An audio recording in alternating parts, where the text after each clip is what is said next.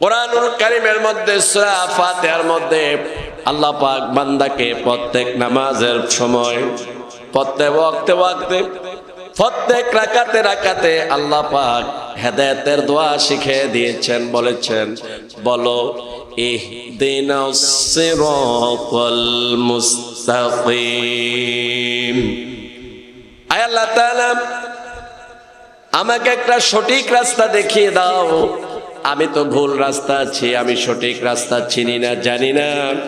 রব্বুল আলামিন দয়া করে মেহেরবানি করে আমাকে একটা সঠিক পথ বলে দাও। আল্লাহ বলে, আমি তো তোমাদেরকে সঠিক পথ বলে দিব। তোমরা তো সঠিক পথ চাও, তোমরা চাও সঠিক পথে চলতে, এই সঠিক পথ আমি দেখাবো, হেদায়েতের রাস্তা আমি দেখাবো। আল্লাহ রাব্বুল আলামিন বলে, বান্দা, আমার মুমিন বান্দারা যারা তোমরা ঈমান এনেছো, তোমাদের জন্য চলার পথ হলো সিরাতাল্লাযীনা আন'আমতা আলাইহিম। আল্লাহ পাক বলেন, তোমাদের জন্য সিরাতাল মুস্তাকিমের রাস্তা আমি দেখিয়ে দিলাম। এখন সিরাতুল মুস্তাকিম কারা? আল্লাহ পাক কোরআনুল কারীমের মধ্যে 7 শ্রেণীর লোকের কথা বলেছেন। যারা হেদায়েতের পথে আছে, যারা সঠিক পথে আছে, তারা হলো 7 শ্রেণীর লোক। প্রথম হলো নাবিয়্যিন, দ্বিতীয় হলো সিদ্দিকিন, তৃতীয় হলো শুহাদা, চতুর্থ হলো সলিহিন। এই 4 শ্রেণীর লোক হলো আল্লাহর পথে, সঠিক পথে চলার মতো লোক। 4 শ্রেণীর লোক। নবীরা হচ্ছেন বেগুনা মাসুম, তাদের কোনো গুনাহ নাই। তারা হচ্ছে কোয়ালিটি সম্পন্ন, কোয়ান্টিটি সম্পন্ন লোক, যাদের মধ্যে কোনো খুঁত নাই, ভেজাল নাই, নির্ভেজাল, পিওর। এই নবীদের পথ হলো প্রথম পথ, নাবিয়্যিন। এটা হলো হেদায়েতের পথ। সিদ্দিকিন, যারা জীবনের বিনিময় সত্যকে প্রচার করেছেন, সত্য কথা বলেছেন, যারা জীবনের বিনিময় সত্যের কাছে মাথা নত করে দিয়েছেন, অসত্যের কাছে মাথা নত করেন নাই, জীবন দিয়েছেন কিন্তু মিথ্যা বলেন নাই, এরা হলো সিদ্দিকিন। শুহাদা, যারা আল্লাহর জমিনের মধ্যে আল্লাহর দ্বীনকে প্রতিষ্ঠিত করার আন্দোলন করেছেন, অসত্যের বিরুদ্ধে লড়াই করেছেন, শিরকের বিরুদ্ধে, কুফরের বিরুদ্ধে, ইসলাম বিদ্বেষী কার্যকলাপের বিরুদ্ধে যারা লড়াই করে, কাফের বেঈমানদের সাথে লড়াই করে জীবন দিয়ে শহীদ হয়েছেন, তারা হলো শুহাদায়ে কেরাম।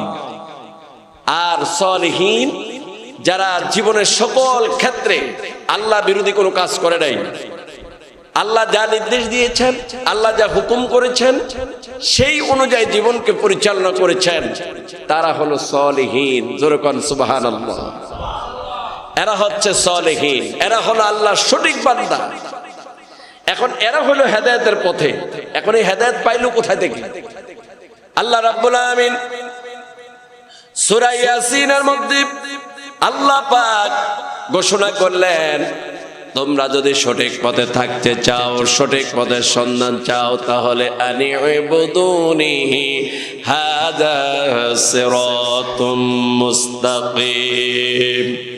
আল্লাহ পাক বলেন, সঠিক পথ একটাই, সেটা হলো আমার গোলামি করো, আমার দাসত্ব করো। এটাই হলো একমাত্র সঠিক সরল রাস্তা, এটাই হলো সঠিক রাস্তা। আমার গোলামি করো। এবার সবাই চিৎকার মেরে বলেন, আপনারা সবাই কার গোলাম? যেভাবে বললেন সন্দেহ আছে নাকি? আপনারা তো কারো গোলাম না, আমরা কোনো হুজুরের গোলাম না, কোনো পীর সাহেবের গোলাম না, আমরা কোনো রাজা বাদশার গোলাম না, আমরা কোনো ক্ষমতাসীন ব্যক্তির গোলাম না। আমরা হচ্ছি লিল্লাহি মা ফিস সামাওয়াতি ওয়া মা ফিল আরদ। আসমান এবং জমিনের মধ্যে যার রাজত্ব, একক রাজত্ব, সেই আল্লাহ রাব্বুল আলামিনের গোলাম। এ আল্লাহ পাক বলছে, আনি'বুদুনি, তোমরা আমার গোলামি করো, আমার দাসত্ব করো। হাযা সিরাতুম মুস্তাকিম, এটাই হলো সঠিক রাস্তা, এটাই হলো সরল রাস্তা, এটাই হলো জান্নাতের রাস্তা। জোরে কোন সুবহানাল্লাহ। ভাইরা আমার,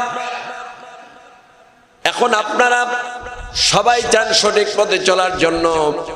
এই সঠিক পথ কোনো পীর সাহেব নিজের থেকে বলতে পারবে না, কোন হুজুর নিজের থেকে বলতে পারবে না, কোন ইমাম নিজের থেকে বলতে পারবে না, যত বড় আলেম হোক নিজের থেকে কোনো ফতোয়া দিতে পারবে না। আল্লাহ রাব্বুল আলামিন শিখিয়ে দিলেন, হে রাসূল, আপনার প্রতি আমি যে কিতাব নাজিল করেছি, আপনাকে আমি যা নাজিল করি আপনি মানুষের কাছে তা প্রচার করে দিন। আপনাকে আমি যা দেই তা মানুষের কাছে আপনি প্রচার করেন, এর বাহিরে আপনি কোনো কথা বলেন না। কারণ এটার মধ্যেই আমি যা বলেছি এটাই সত্য কথা, এটাই সঠিক কথা, এর বাহিরে কোনো কথা নাই, এটার মধ্যে আছে সঠিক কথা। এই জন্য রাসূলুল্লাহ সাল্লাল্লাহু আলাইহি ওয়াসাল্লাম জীবনে নিজের থেকে বানাইয়া একটা কথা মানুষের সাথে বলেন নাই, একটা কথাও বলেন নাই যে আমি এটা আমার আইন, এটা মানো, এই কথা বলেন নাই। আল্লাহ পাক যা ওহী করেছেন, যা নাজিল করেছেন তাই বলেছেন। সেজন্য আল্লাহ রাব্বুল আলামিন বলেছেন, মা ইয়ানতিকু আনিল হাওয়া ইন হুয়া ইল্লা ওয়াহিয়ুন ইউহা। আল্লাহ পাক বলেন, তিনি, তার মানে হলো আমাদের নবী মুহাম্মদ রাসূলুল্লাহ, আমাদের কলিজার টুকরা, নয়নের মণি, আমাদের পিতামাতা, আমাদের স্ত্রী, আমাদের ছেলে মেয়ে, আমাদের দুনিয়ার সব মানুষের চাইতে যিনি সব চাইতে প্রিয়, সেই মুহাম্মদ রাসূলুল্লাহ সাল্লাল্লাহু আলাইহি সাল্লামকে আল্লাহ পাক বলেন তিনি নিজে থেকে বানাইয়া কোনো কথা বলে না। যা বলে আমি আল্লাহ যা ওহী করি তাই তিনি বলে, এর বাহিরে একটা কথা বলে না। অতএব তোমরা এই কথাগুলো মেনে নাও, আমার রাসূল নিজের থেকে কোনো কথা বলে না, সব আমি আল্লাহ পাকের কথা, আমার কথা। আল্লাহ পাক বলছে, যদি আমার নবী এই কথার বাহিরে, আমার কথার বাহিরে কোনো কথা তোমাদেরকে বলতো, তাহলে আমি নবী জিহ্বা কেটে ফেলতাম, কণ্ঠনালী কেটে ফেলতাম এবং ডান হাত চেপে ধরতাম। কত কঠিন কথা। তার মানে হচ্ছে রাসূল কারীম সাল্লাল্লাহু আলাইহি ওয়াসাল্লাম যা করেন, যা বলেন, যা শিখিয়ে দেন, এগুলো সব আল্লাহর শেখানো কথা, এর বাইরে কোনো কথা নেই। সেজন্য আল্লাহ রাব্বুল আলামিন গোটা কোরআনুল কারীম নাজিল করে আল্লাহ পাক দুনিয়ার সব মানুষদেরকে বললেন, আর রহমান আল্লামাল কুরআন খালাকাল ইনসান আল্লামাহুল বায়ান। আল্লাহ পাক গোটা কোরআনকে নাজিল করে বলছেন, দেখো তোমাদেরকে যে একখানা কোরআন দিলাম, কত দয়া আল্লাহর, কত মেহেরবানি, কত রহমত তোমাদের প্রতি। আল্লাহ পাক রহমান হিসাবে তিনি দয়া করে যাতে করে তোমরা ভুল পথে না চলো, এই ভুল পথ থেকে তোমাদেরকে ফিরাবার জন্য, তোমাদেরকে সঠিক পথের বর্ণনা দেওয়ার জন্য তিনি রহমান হিসাবে তোমাদেরকে কোরআন শিক্ষা দিয়েছেন। এই কোরআনের মধ্যে তোমাদের সকল শিক্ষা তিনি লিপিবদ্ধ করে দিয়েছেন। এই কোরআনের মধ্যে কোনো কিছু বাকি রাখেন নাই, সব কিছু বলে দিয়েছেন। খলাকাল ইনসান, তিনি মানুষ সৃষ্টি করেছেন। এখন এই মানুষ কথা বলবে কি দিয়ে? তাদের ভাষা কোথায়? তারা তো ভাষা, আমরা বলি বাংলা ভাষায় কথা, চীনেরা বলে চায়না ভাষা কথা, আমেরিকা বলে ইংলিশ ভাষা কথা, পাকিস্তান বলে উর্দু ভাষায়, ভারত বলে হিন্দি ভাষায়। এক একজনকে আল্লাহ পাক একটা ভাষা শিখিয়ে দিয়েছেন। আল্লাহ পাক বলেন, তোমরা জাতি চিনবা কিভাবে, তোমরা দেশ চিনবা কিভাবে?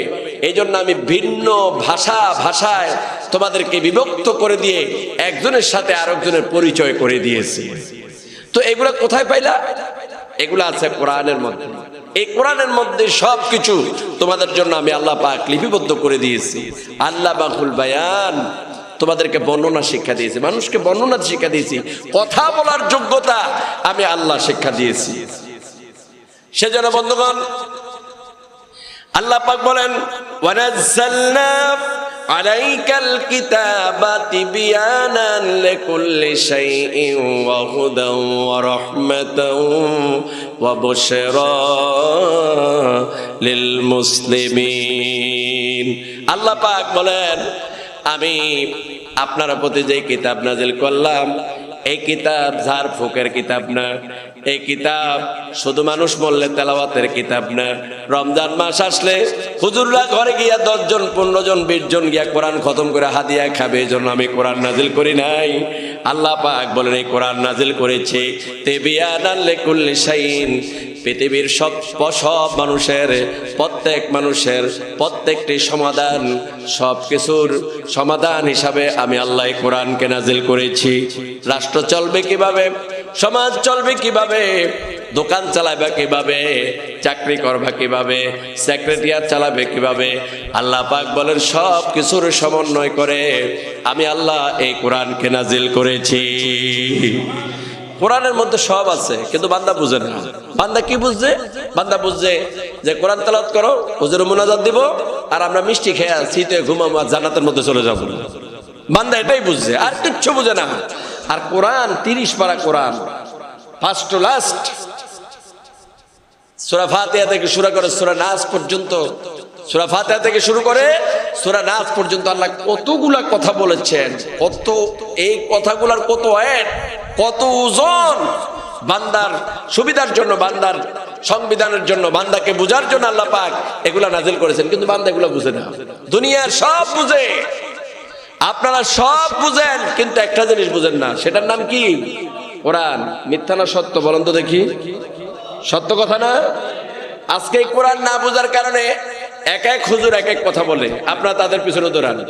ওই শাহপুর বলে এক কথা, ওই ঢেররা বলে আরেক কথা, আবার ফুরফুরা বলে আরেক কথা, সরমনা বলে আরেক কথা, ওই হুজুর বলে আরেক কথা, আমি বলি আরেক কথা। এখন এই সাধারণ জনগণ পড়ে গেছে বেকায়দা, যাবে কোথায়? আল্লাহ বলে কোথাও যাওয়া লাগবে না, তোমরা কোরআন পড়ো, কোরআন পড়ো। আপনারা এবার বলেন তো দেখি, আল্লাহ পাক কোরআনুল কারীমের মধ্যে কতগুলা কথা বলেছেন? একটা দুইটা না, হাজার হাজার লক্ষ লক্ষ কথা বলেছেন আল্লাহ পাক। এখানের মধ্যে এক একটা কথার ওজন কত। আল্লাহ পাক এই যে যারা ঈমান এনেছেন তাদেরকে লক্ষ্য করে কত অর্ডার করেছেন, এটা করো, ওটা করো, আকিমুস সালাহ, নামাজ কায়েম করো, ওয়াতুজ যাকাত, যাকাত প্রদান করো। তারপরে ওয়াকারনা ফি বুয়ুতিকুন্না, নারীরা ঘরের মধ্যে থাকো, পর্দা নিয়ে থাকো, সুদ খায়ও না, ঘুষ খায়ও না, জেনা করো না, মিথ্যা বলো না, ওয়াদা ভঙ্গ করো না, আমানতের খেয়ানত করো না, মানুষের প্রতি জুলুম করো না। আমার পরিবর্তে রাষ্ট্রের মধ্যে শয়তানের আইন চালু করে মানুষকে মানুষের উপর চাপিয়ে দিও না, তোমরা এগুলা থেকে বিরত থাকো। কত কথা বলেছেন, একটা কথাও বান্দা বুঝে না। সব বুঝে নিজের মন গড়া, যেখানে সুবিধা সেই কথাগুলো বুঝছে, যেখানে অসুবিধা, যেখানে নিজে এটা মানতে পারবে না সেটাকে মানে নাই, অথচ আল্লাহ পাকের হুকুম। এবার বলেন তো দেখি, মুহাম্মদ রাসূলুল্লাহ সাল্লাল্লাহু আলাইহি সাল্লাম, সবাই বলেন সাল্লাল্লাহু আলাইহি সাল্লাম, দুরূদ পড়লে অসুবিধা নাকি? আল্লাহ রাসূল বলেছেন, আমার নাম শোনা মাত্র যদি কেউ একবার দুরূদ পড়ে, আল্লাহ রাব্বুল আলামিন তার জন্য সাথে সাথে 10টি রহমত নাজিল করে দেয়, 10টি গুনাহ মাফ করে দেয়, আল্লাহ পাক সাথে সাথে 10টি মর্যাদা বাড়িয়ে দেয়।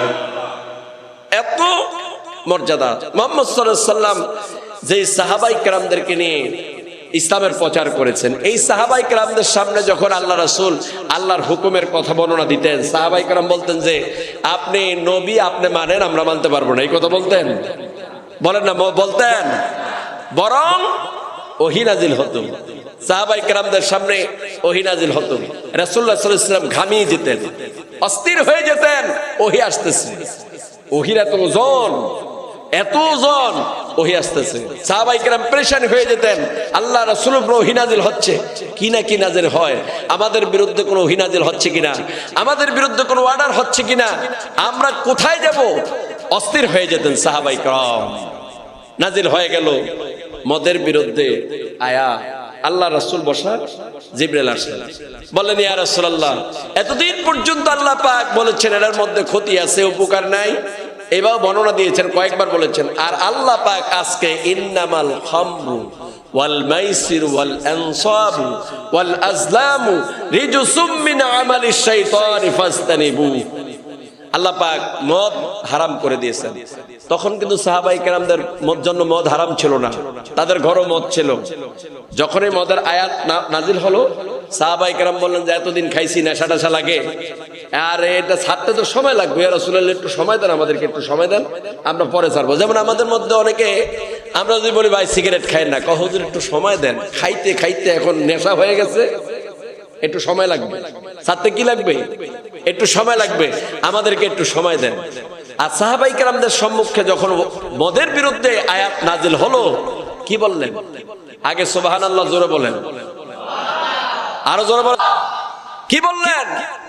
ওহী নাজিল হলো। আল্লাহ পাক পাঠালেন জিব্রাইলকে, বললেন জিব্রাইল যাও আমার নবীকে ওহী দিয়ে আসো।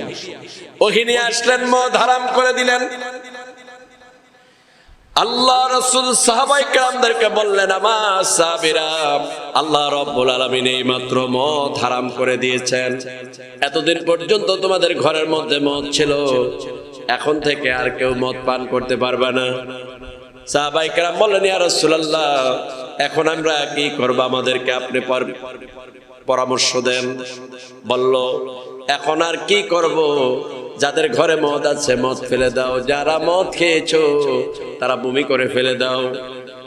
আল্লাহ রাসূল ওয়াদা দিলেন, ও সাহাবীরা, এই মদিনার অলিতে গলিতে তোমরা প্রচার করো।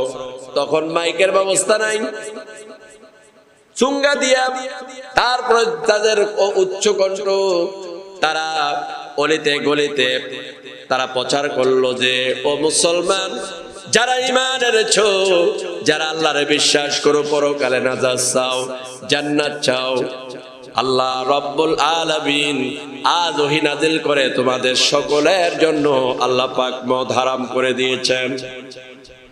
এই কথা শোনা মাত্র যারা ঘরের মধ্যে মদ পান করছিল, হাতের মধ্যে মদ নিয়েছিল, এই মদের বোতল তারা ছিটকে ফেলে দিল।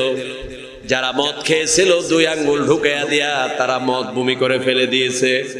যাদের ঘরের মধ্যে মদ মজুদ ছিল তারা সব মদ এনে রাস্তায় ফেলে দিয়েছে। এর নাম হলো মুসলমান, এর নাম হলো মুসলমান। আর মুসলমানদেরকে যদি বলি যে আপনারা সিগারেট খাইেন না, হুজুর নেশা হয়ে গেছে, খাইতে খাইতে একটু ছাড়তে সময় লাগবে, একটু ছাড়তে সময় লাগবে। আর সাহাবায়ে কেরাম যাদের ঘরে মদ মজুদ ছিল, যারা খেয়েছেন, আল্লাহকে এত ভয় করতেন, সঙ্গে সঙ্গে মদ বমি করে ফেলে দিয়েছেন। যারা বোতল নিয়েছিল হাতে, ছিটকে ফেলে দিয়েছেন। যাদের ঘরে মদ ছিল তারা রাস্তায় ঢেলে দিয়েছেন। হাদিস শরীফের মধ্যে এসেছে, মদের বন্যা বয়ে গেছে। সব সাহাবায়ে কেরাম আল্লাহর হুকুমকে এইভাবে পালন করেছে, এইভাবে পালন করেছে। কারণ সাহাবায়ে কেরাম একটি আয়াতের প্রতি তাদের দৃঢ় বিশ্বাস ছিল, সেটা ছিল ইন্না সলাতি ওয়া নুসুকি ওয়া মাহইয়ায়া ওয়া মামাতি লিল্লাহি রাব্বিল আলামিন। আল্লাহ পাক ওয়াদা করালেন দুনিয়া সব মুসলমানদের জন্য। এই ওয়াদা করতে হবে, আপনারা ওয়াদা করেন আল্লাহর সাথে, ইন্না সলাতি ওয়া নুসুকি ওয়া মাহইয়ায়া ওয়া মামাতি লিল্লাহি রাব্বিল আলামিন। আল্লাহ পাক বলছেন, হে রাসূল আপনি বলেন এইভাবে যে নিশ্চয় আমার নামাজ, আমার কোরবানি, আমার জীবন, আমার মৃত্যু এই জগৎ সমূহের মালিক আল্লাহ রাব্বুল আলামিনের জন্য উৎসর্গ করে দিলাম। এখন একজন মুসলমান যদি বলে যে আমার নামাজ, আমার কোরবানি, কোরবানি বলতে কি শুধু গরু কোরবানি? গরু কোরবানি, দুনিয়ার মধ্যে যত আল্লাহ পাকের কাজ আছে সবগুলা আল্লাহর জন্য উৎসর্গ করে দাও, এটার নাম কোরবানি। শুধু গরু কোরবানির নাম কোরবানি না, চূড়ান্ত ভাবে আল্লাহ রাস্তায় নিজেকে সঁপে দেওয়া, নিজেকে কোরবানি করে দেওয়া, শহীদ করে দেওয়া, এটা হলো চূড়ান্ত কোরবানি, এটা হলো চূড়ান্ত কোরবানি। একটা লোক যদি বলে আমার নামাজ আল্লাহর জন্য, আমার কোরবানি আল্লাহর জন্য, আমার জীবন, আমার মৃত্যু আল্লাহর জন্য, এখানে কারো জায়গা নাই।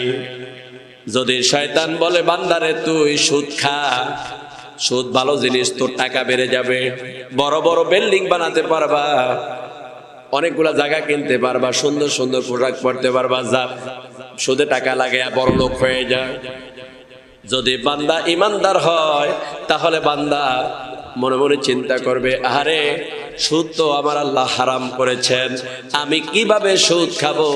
সুদ তো নিষিদ্ধ কাজ, সে মনে মনে চিন্তা করবে এটা অবশ্যই আমাকে শয়তান প্ররোচনা দিচ্ছে যাতে করে আমি পথভ্রষ্ট হয়ে যাই। এজন্য সুদ থেকে বিরত থাকতে হবে, ঘুষ থেকে বিরত থাকতে হবে, বেপরদাবি থেকে, জুলুম থেকে, নির্যাতন থেকে, অত্যাচার থেকে, যত অশ্লীলতা বেহায়াপনা আছে সব থেকে বিরত থেকে একমাত্র আল্লাহ পাকের জন্য জীবন উৎসর্গ করে দিতে হবে। সাহাবায়ে কেরাম তো তাই করেছিলেন। এই জন্য কোরআন এসেছে যে শুধুমাত্র কেবলমাত্র আইন মানতে হবে কার? আলা লাহুল খালকু ওয়াল আমরু ইনিল হুকমু ইল্লা লিল্লাহ। সবাই বলেন আলা লাহুল খালকু ওয়াল আমরু ইনিল হুকমু ইল্লা লিল্লাহ। সবাই চিৎকারে মরে বলেন সৃষ্টিকার আকাশ কার? এই জমিন কার? আমরা সবাই কার? এই যে রাত আসলো, এই রাত তো পৃথিবীর কোন রাজা বাদশাহ বানায় নাই, রাত দিয়েছে কে? আবার এই রাত চলে গিয়ে সুবে সাদেক উদিত হবে, সূর্য উদিত হয়ে আবার দিনের উদ্ভাবন করে দিবে কে? সব যদি আল্লাহ করেন, আল্লাহ পাক বলেন আলাম নাজালিল আরদা মিহাদা ওয়াল জিবালা আওতাদা وخلقناكم أزواجا وجعلنا نومكم سباتا। আল্লাহ বলে বান্দারে এই যে রাত দিলাম, এই রাতের মধ্যে তোমার ঘুম আসবে। এই পৃথিবীর কেউ তোমাকে এত আরামের ঘুম দিতে পারবে না। সারাদিন ক্লান্ত শ্রান্ত পরিশ্রম করে তুমি কিভাবে আরাম পাবা, তুমি কিভাবে স্বস্তি নিবা, প্রশান্তি নিবা? এই জন্য আমি আল্লাহ তোমার জন্য রাতের ব্যবস্থা করলাম, আর এই রাতের মধ্যে আমি আল্লাহ তোমার জন্য আরামের ঘুমের ব্যবস্থা করে দিলাম। তাহলে ঘুম দিল কে? জোরে বলেন না, ঘুম দিল কে? আরো জোরে বলতে হবে, ঘুম দিল কে? রাত দিল কে? দিন কার? আকাশ কার? জমিন কার? সব যদি আল্লাহর হয়, কথা মানতে হবে কার? জোরে বলেন, কথা মানতে হবে কার? আমরা কি সে আল্লাহর কথা মানি? আল্লাহর কথা মানি না। ওই যে দেখেন, এক হুজুরের দিনকে বলতেছে আমাদের আকাবির যা বলে আমরা তাই শুনি। এখন আকাবিরের কথা শুনবো না আল্লাহ রাসূলের কথা শুনবো? কোনটা বলেন, কার কথা শুনবো? আরেকজন বলতেছে আমার পীর সাহেব যা বলে আমি তাই শুনবো। একজনে জিজ্ঞাসা করলাম, ধরেন আল্লাহ রাসূল বলেছেন এই কাজ করো, এই কাজ করো না, আল্লাহ বলেছেন এই কাজ করো, এই কাজ করো না। এখন আপনি কি এই আল্লাহর এই কথা শুনবেন না আপনার পীর সাহেব যা বলে তা শুনবেন? আমার পীর সাহেবের কথা শুনবো। উনি বলতেছে আমার পীর সাহেবের কথা শুনবো, এবার বলতেছে নাউযুবিল্লাহি মিন যালিক। আচ্ছা, পীর সাহেব চলবে কার অর্ডারে? বলেন, পীর সাহেবের মুরিদ চলবে কার অর্ডারে? আমরা তো অধিকাংশ, আমার আব্বু জোনপুর হুজুরের মুরিদ ছিলেন, আপনারও জোনপুর হুজুর মুরিদ অধিকাংশ, ঠিক না? জোনপুর হুজুররা কোনোদিন বলেছে যে তোমরা শুধু আমার কথা শুনো, আল্লাহর কথা শুনো? এই কথা বলেছেন? বলে নাই। শরীয়তপুরে মাহফিল করতে যাইলে বুঝবেন, আমি যাইলে সেখানে বুঝি যে পরিস্থিতিটা কি। একটা এলাকা আছে সেখানে রমজান মাসে রোজা রাখা হয় না। পীর সাহেবের মুরিদরা কি করে? জিজ্ঞাসা করলাম কখন রোজা রাখেন? রোজা রাখি তখন যখন আমাদের পীর সাহেব অর্ডার করে। তার মানে হলো কি, আল্লাহর আইন নাই, কার আইন? পীর সাহেবের। আপনার কার আইন মানবেন? যারা বলেন কার আইন? আল্লাহ পাকের আইন মানতে হবে, কার আইন মানা যাবে না। দুনিয়ার মধ্যে যা চলছে, আমাদের সামনের অবস্থা খুব খারাপ। আজকে আপনারা ভয় পান কারে? ভয় পান পুলিশ, র্যাব, শেখ হাসিনারে ভয় পান, তারপরে আপনার প্রেসিডেন্টের ভয় পান। আসলে ভয় করতে হবে কাকে? এই পৃথিবীতে নবীগণ যদি আল্লাহর পরিবর্তে রাষ্ট্রপ্রধানকে ভয় করতেন, অত্যাচারকে ভয় করতেন, এই পৃথিবীর মধ্যে ইসলামের প্রচার হতো না, ইসলামের প্রসার হতো না, এতটুকু ইসলামের দাওয়াত আসতো না যদি তারা এই রাষ্ট্রপ্রধানদেরকে ভয় করতেন। আজকে আমাদের ভয় কোথায়? আমার নামে মামলা হবে, আমি হক কথা বলবো না, চুপচাপ। ইমাম সাহেব কি করে? বার্তাবাজি করে কথা বলে, সঠিক কথা বলতে চায় না। আমি যেখানে জুমা পড়াই সেখানে এনএসআই আসে, গোয়েন্দা বিভাগ আসে, র্যাব আসে, পুলিশ আসে, 20 থেকে 25 জন পুলিশ এখানে নামাজ পড়ে, আমাকে পাহারা দেয়। আজকে আমি যে সমস্ত কথাগুলো বলেছি, আমি হক কথা মোটেই গোপন করি না, স্পষ্ট করে বলি, স্পষ্ট করে বলি। কারণ আমার হায়াতের মালিক একজন, মৌতের মালিক একজন, আমার রিস্কের মালিক, সম্মানের মালিক, বেজ্জতি করার মালিক একজন, তিনি কে? এই জন্য বন্ধুগণ, দুনিয়ার কোন মানুষের কথা শোনা যাবে না, কোন মানুষের আইন মানা যাবে না, একমাত্র একজনের আইন মানতে হবে। হযরত ইব্রাহিম আলাইহিস সালাম একজনের কথা শুনেছিলেন, আগুনের মধ্যে পড়ে গেলেন, তিনি কারো কাছে সাহায্য চান নাই। তিনি বললেন, আমার আল্লাহ অন্ধ না, আমার আল্লাহ বধিরও না, আমার আল্লাহ সব দেখেন, সব শুনেন। এ আল্লাহ দেখার পরেও, শোনার পরও যদি আমি আগুনে পড়ে যাই, মরে যাই, ছাই হয়ে যাই, আর আমার আল্লাহ যদি খুশি হয়, এমন আল্লাহরে রাজি খুশি করার জন্য বহুবার আমি আগুনে পড়তে রাজি আছি। কারণ তারা আল্লাহকে দেখেছেন। আল্লাহ পাক যখন দেখলেন ইব্রাহিমের ঈমান এত মজবুত, এত শক্ত ঈমান, আল্লাহ বলেন, ইব্রাহিম রে, তুমি শুধু সাধারণ নবী নয়, আমি আল্লাহ ইব্রাহিম খলিলুল্লাহ, আমি আমার ইব্রাহিম রে আমার প্রিয় বন্ধু হিসাবে আমি কবুল করে নিলাম। যারা আল্লাহর হয়ে যায় তাদের দুনিয়াতে কোনো ভয় নাই, আখিরাতে কোনো ভয় নাই। বন্ধুগণ, সেজন্য আপনাদেরকে আমি যে কথাগুলো বলছিলাম, আপনাদেরকে মরতে হবে মুসলমান হয়ে। আজকে এই আয়োজনটা কিসের জন্য? কবরবাসীদের জন্য, তাই না? কবরবাসীদের জন্য, কবরবাসীদের মাগফিরাতের জন্য, কবরবাসীদেরকে আমরা দোয়া করে জান্নাতে পৌঁছে দেব, তাই না? এটার জন্য তো এই দোয়া, এই মাহফিল। আচ্ছা বলেন তো, আপনাদেরকে জিজ্ঞাসা করতে চাই, কবরে যারা চলে গেছে তাদের জন্য তো আমরা দোয়া করবই। যারা সাধারণ গুনাহ করে গেছে, আমাদের দোয়ার কারণে হয়তো আল্লাহ পাক মাফ করে তাকে জান্নাত দিবেন। কিন্তু যারা শিরক করে গেল, আল্লাহর আইনের বিরোধিতা করে গেল, যারা সারা জীবন আলেম বিদ্বেষী ছিল, ইসলাম বিদ্বেষী ছিল, কোরআনের আইনের বিরুদ্ধে কথা বলেছে, আল্লাহর হক কথা তারা মেনে নেয় নাই, কিন্তু মুসলমানের সন্তান হিসেবে মরছে, এতটুকু পরিচয় নিয়ে মরল, এদের জন্য যদি সারা জীবন আপনি কাঁদতে কাঁদতে চোখের পানি ধোয়া ফেলেন, শেষ করে ফেলেন, আল্লাহ কি এদেরকে মাফ করবে? জোরে বলেন, মাফ করবে? তাহলে এই কথাটা আমি স্মরণ করে দেই, এই কথাটা আমি আপনাদেরকে স্মরণ করে দেই। আল্লাহ পাক বলছে, বান্দারে মৃত্যু তো বরণ করবা, মৃত্যু বরণ করবা কিভাবে?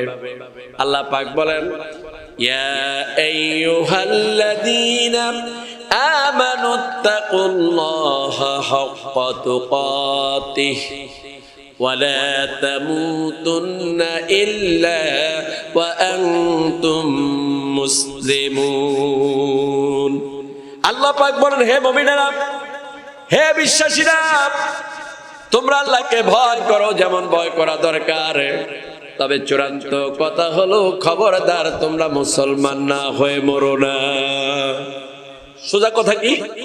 মুসলমান না হয়ে মরো না। আচ্ছা, আপনারা এখানে যারা এসেছেন বলেন তো দেখি, আপনারা সবাই মুসলমান কিনা? যারা বললেন না তাদের কোনো সন্দেহ আছে নাকি? আপনারা সবাই মুসলমান কিনা? সবাই মুসলমান। আচ্ছা, সবাই মুসলমান। এখানে আল্লাহ পাক কি বলেন? ইয়া আইয়ুহাল্লাযীনা আমানু, এই ইমানদাররা। এখানে বলেন ইমানদার, হাক্কা তুকাতিহি, আল্লাহকে ভয় করো। কেমন ভয় করা দরকার? সব জায়গায় ভয় করতে হবে, এক জায়গায় দুই জায়গায় না, সব জায়গায় ভয় করতে হবে।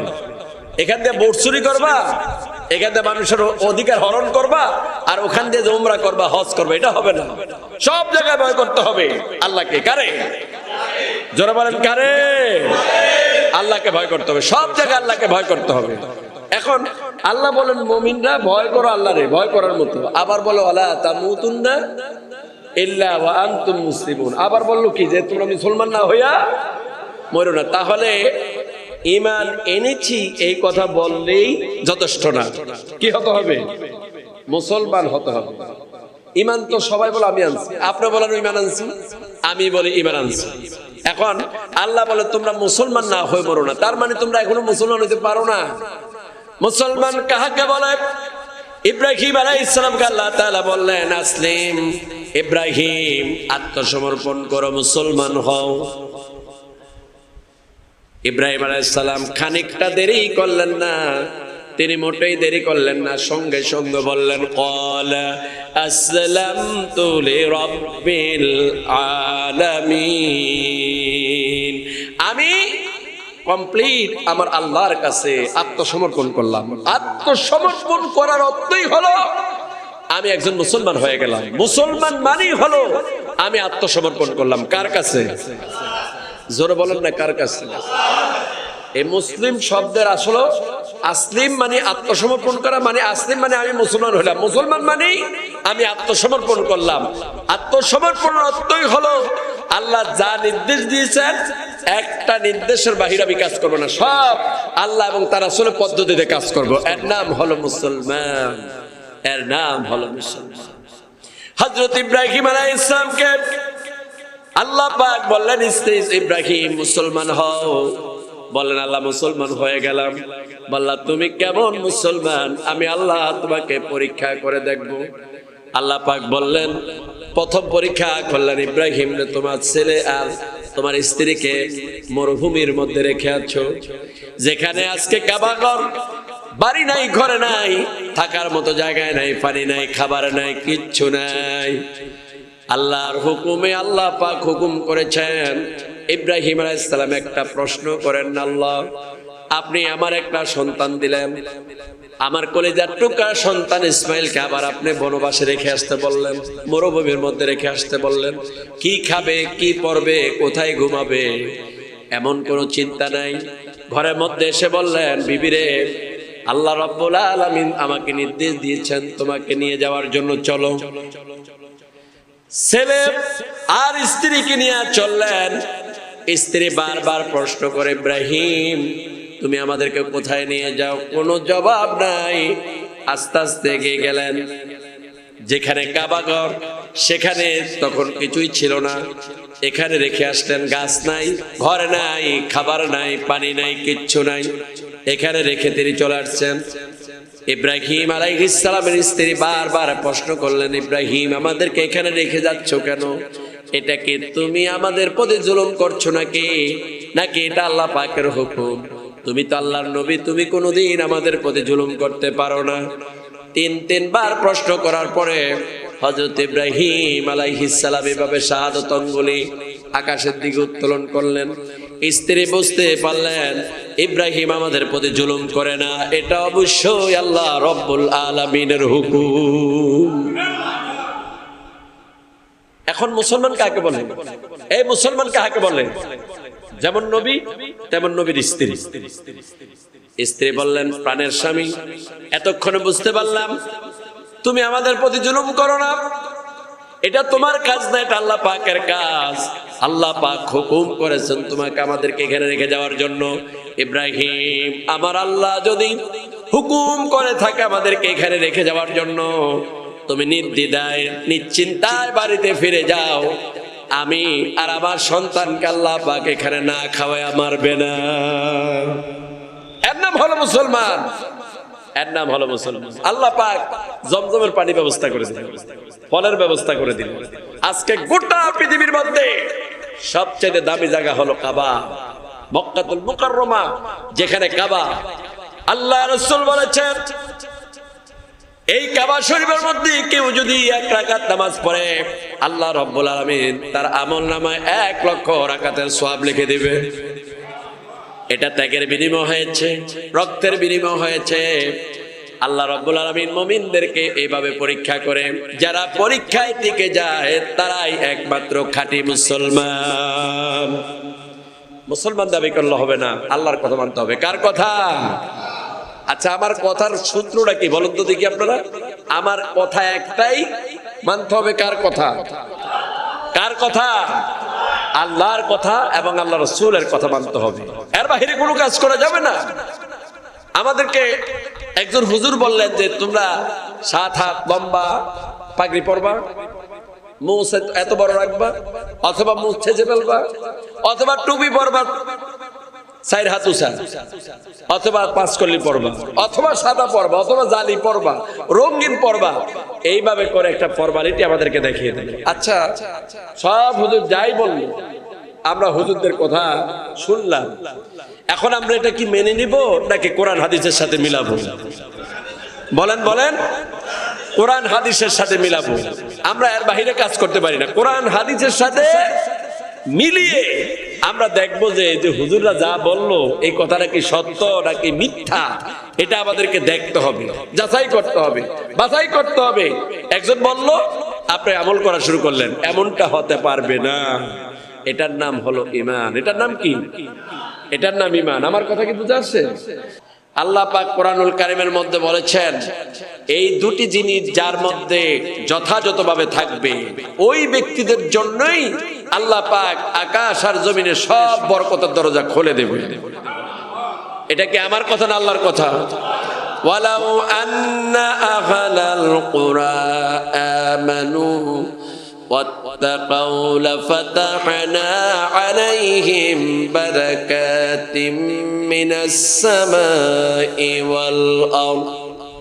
আল্লাহ পাক বলেন, এই জনপদ, এই জনগোষ্ঠী যদি আল্লাহর প্রতি ঈমান আনে আর আল্লাহকে ভয় করার নীতি অবলম্বন করে চলে, আল্লাহ বলে এই জনগোষ্ঠীর জন্য আমি আল্লাহ আকাশ আর জমিনের সব বরকতের দরজা খুলে দেব। আসল কথা কি? আল্লাহর বরকত নাই কেন? ঈমানও দুর্বল, তাকওয়া নাই, আল্লাহর ভয় নাই। দুটি জিনিস অভাব, ঈমানের অভাব, তাকওয়ার অভাব। এই দুটি জিনিসের অভাবের কারণে আজকে সমস্যা। আর আল্লাহ রাব্বুল আলামিন অবশ্যই কোন ভালো বান্দা, যারা খাঁটি বান্দা, আল্লাহ পাক ওই খাঁটি বান্দাদের দোয়া কবুল করে আজকে প্রায় 1 সপ্তাহের উপরে আল্লাহ পাক গোটা দুনিয়াকে আল্লাহ শান্ত করে দিয়েছেন, স্বস্তি দিয়েছেন, ঠান্ডা করে দিয়েছেন, ফ্রি এসির ব্যবস্থা করে দিয়েছেন, যেটা আমরা পারি নাই, পারবেও না। আল্লাহ পাক বলেন, তোমরা আমার আইন মানো। ও বান্দা, ওই বান্দাররা আমারে মানো, আমার প্রতি ঈমান আনো, আমার ভয় করে চলো।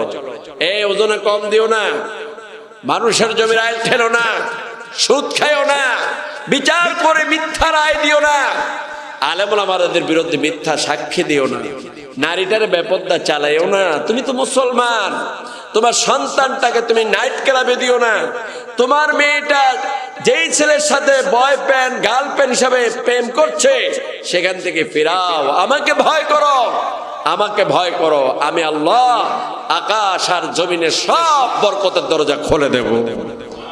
সুবহানাল্লাহ আসতে বললেন। বন্ধুগণ, আল্লাহ পাক আমাদেরকে কি সুন্দর ফরমালিটি দিচ্ছেন। আল্লাহ পাক শিখাচ্ছেন যে তোমরা এইভাবে আমার কথা মানো, আমি তোমাদেরকে শান্তি দিব, নিরাপত্তা দিব। আমার ভাইয়েরা, রাসূলুল্লাহ সাল্লাল্লাহু আলাইহি ওয়াসাল্লাম এই পৃথিবীর মধ্যে একটা শান্তির সমাজ বিনির্মাণ করলেন। রাসূলুল্লাহ শান্তির সমাজ বিনির্মাণ করলেন নিজের মন গড়া কোন আইন দিয়া না, আল্লাহ পাকের শেখানো ভাষা দিয়া। আল্লাহ পাক যেই সংবিধান দিয়েছেন সেই কোরআন দিয়ে একটা সমাজ গঠন করলেন। রাসূলুল্লাহ এই সমাজ গঠন করে দুনিয়ার সব মানুষদেরকে জানিয়ে দিলেন, খায়রুল কুরুনি কারনি, ও দুনিয়ার সব মানুষ শোনো, আমি যেই সমাজ পরিচালনা করেছি এটা হলো উত্তম সমাজ, কারণ আমার সমাজ হলো কোরআনের সমাজ। আমার সমাজ কোরআনের সমাজ, যার কারণে আমার সমাজ হলো উত্তম সমাজ। সুবহানাল্লাহ বলেন। কথা কি ক্লিয়ার? ভাইরা মা, আপনাদেরকে আমি অনেক কথা শোনালাম, আপনারা রাগ করছেন নাকি? আচ্ছা, এই কথা যদি শুনে কেউ রাগ করে তার ঈমান থাকবে? আচ্ছা, এখানে আমার বাপ দাদার কোনো কথা বলেছি? আপনাদেরকে কি বলেছি যে আপনারা পকেট ভরে টাকা দেন, আপনারা আমাকে পকেট ভরে হাদিয়া দেন, আপনারা আমাকে সুন্দর একটা পাঞ্জাবি বানিয়ে দেন, আমাকে একটু জায়গা কিনে দেন, আমাকে একটু বিল্ডিং করে দেন? এই ধরনের কোনো কথাই বলি না। বলেছি শুধুমাত্র আমার আপনার সবার নাজাতের কথা বলেছি। আশার নাজাতের রাস্তা, পথ একটাই, ইহদিনাস সিরাতাল মুস্তাকিম। মনে আছে তো? যে কথা বললাম এই কথা মনে আছে? এই কথাটা মনে রাখবেন বন্ধুগণ। শান্তি, নিরাপত্তা, স্বস্তি, প্রশান্তি এগুলা দিতে পারে একমাত্র একজন, তিনি কে? বলেন, তিনি কে? আজ থেকে কোনো মানুষের আইন মানবেন না। সেকুলার সমাজতন্ত্র, জাতীয়তা, যেগুলা সব শয়তান আবিষ্কার করেছে, এগুলা সব আল্লাহর আইনের বিরুদ্ধে আইন। আপনারা এগুলা সব পরিত্যাগ করে একমাত্র কারা কারা আল্লাহ পাকের আইন মেনে নিতে রাজি আছেন? দুই হাত তুলে দেখান।